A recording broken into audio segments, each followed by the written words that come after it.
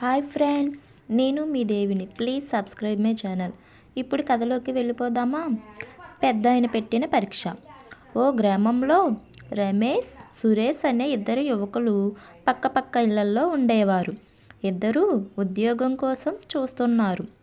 దగ్గరలోని నగరంలో ఓ పేరు మోసిన వస్త్ర దుకాణంలో ఉన్నత స్థాయి ఉద్యోగం ఒకటి ఖాళీ ఉందని దినపత్రికలో వచ్చిన ప్రకటన ద్వారా తెలుసుకున్నారు. ఎలాగైనా కొలువు సాధించాలని ఆ ప్రకటనలో చెప్పిన చిరునామాకు వెళ్ళారు. వీళ్ళు వెళ్ళేటప్పటికే అక్కడ వందల సంఖ్యలో జనాలున్నారు.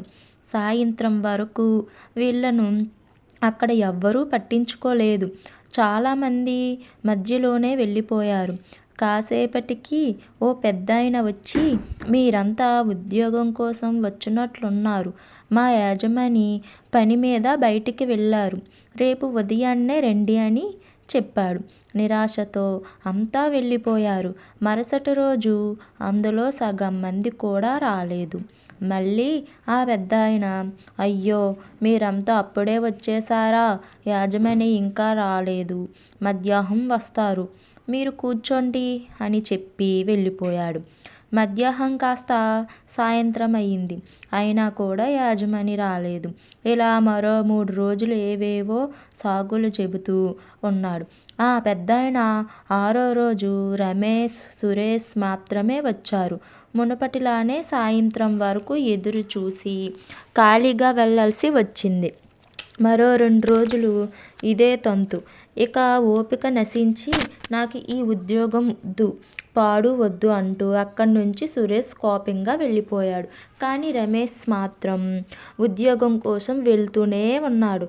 ఇలా 4 రోజులు పూర్తయ్యాయి.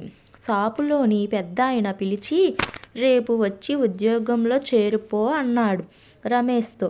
ఆ మాటలకు ఆశ్చర్యపోయి, అదేంటి, మీ యజమాని ఇంకా రాలేదు కదా, మీరెలా ఉద్యోగం ఇస్తారు అన్నాడు. అప్పుడు అతను నవ్వి, నేనే యజమానిని. నాకు చాలా వస్త్ర దుకాణాలున్నాయి. వాటి లెక్కలన్నీ చూసేందుకు చాలా ఓపిక, సహనం అవసరం. అలాంటి లక్షణాలున్న వ్యక్తి కోసమే ఈ పరీక్ష. ఇందులో నువ్వే నెగ్గావు అన్నాడు. రమేష్ సంతోషంగా ఉద్యోగంలో చేరిపోయాడు.